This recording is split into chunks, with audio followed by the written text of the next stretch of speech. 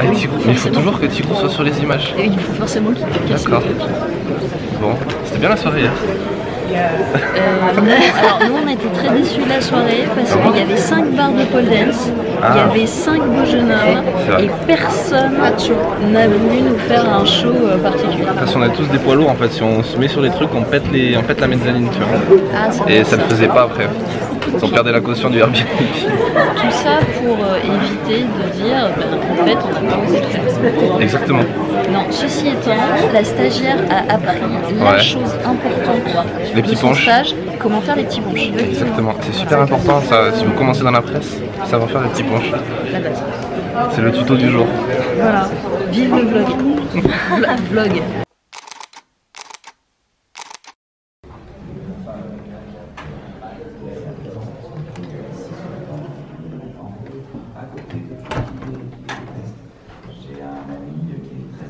Donc ce matin le programme c'est une conférence sur le noir et blanc avec notamment Stalin Green. Et ça va commencer maintenant. Et Brent Stirton. C'est le mec du National Geo. Voilà. C'est ça. Et à côté de moi il y a Sandra. Si vous n'avez pas vu l'article qui est dans la description, allez le lire maintenant, c'est son interview. Sandra qui est photographe d'action. Et là qui est en tenue photographe d'action. Voilà, en tenue photographe d'action à Perpignan. Avec le short, les baskets et le décolleté, nous profitons du soleil perpignanais. Nous ne le dirons jamais assez, vive Perpignan. Exactement, et elle est même venue avec sa stagiaire quoi. Tellement pro. Ça y est, tu vas arrêter la photo? Ouais, je crois, ouais. Je suis dégoûtée. Bien joué Sandra.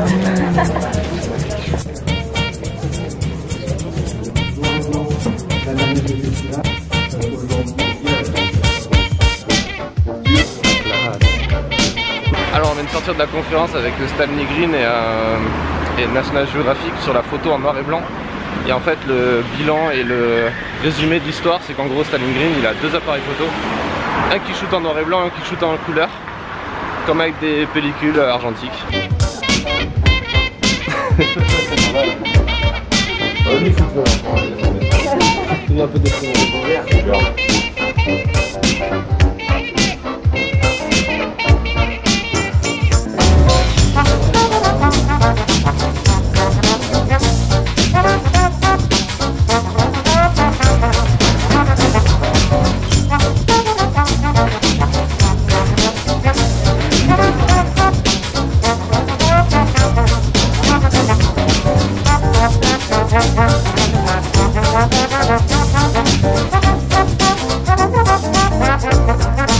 Je viens de faire la visite du couvent des Minimes, donc une des salles d'exposition, une des nombreuses salles d'exposition du festival Visa pour l'image qui est disponible, enfin qui est visitable en quelque sorte tout le mois de septembre, donc pas forcément que pendant la première semaine de septembre, la semaine professionnelle.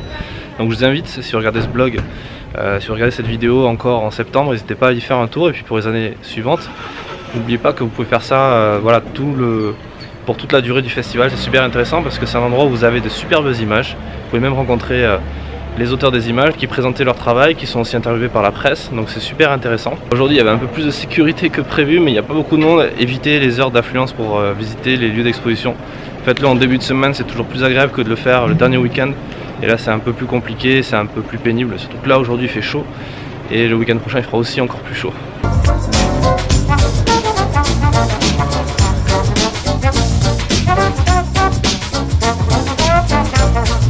La journée Visa, maintenant on va aller voir un ami photographe qui fait partie du même studio, qui fait partie de Hans Lucas, c'est Brice Portolano. Déjà un article que j'ai écrit sur le blog sur lui, le lien est dans la description de la vidéo, je vous invite à aller le lire. Et on va le retrouver tout de suite au Café de la Poste.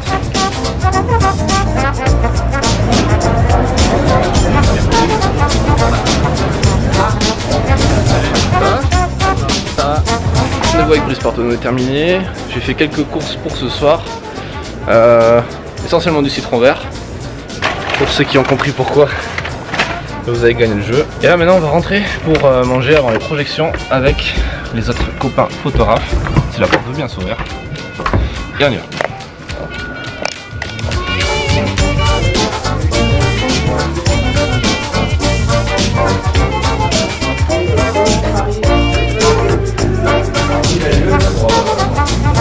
Et là c'est le moment le plus intéressant de la soirée, c'est pour aller aux projections. fois, il y a un peu de queue.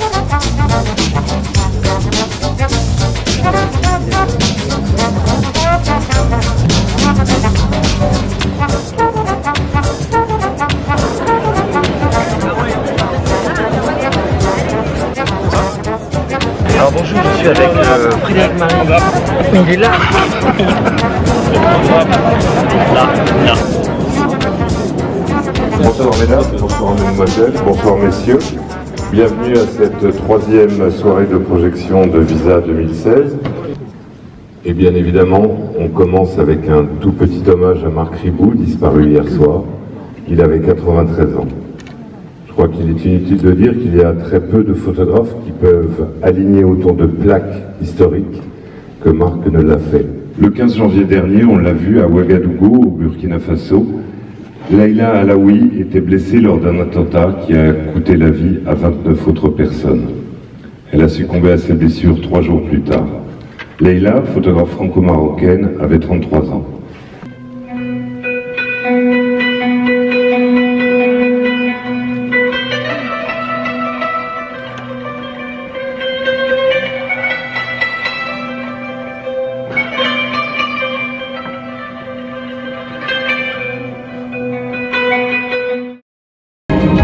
Janvier 2016, Ouagadougou, Burkina Faso. Attaque aux armes automatiques dans le restaurant Le Cappuccino et l'hôtel Le Splendide. Bilan, 30 morts et plus de 150 blessés. Revendiqué par le groupe Al-Qaïda au Maghreb islamique, dit ACNU.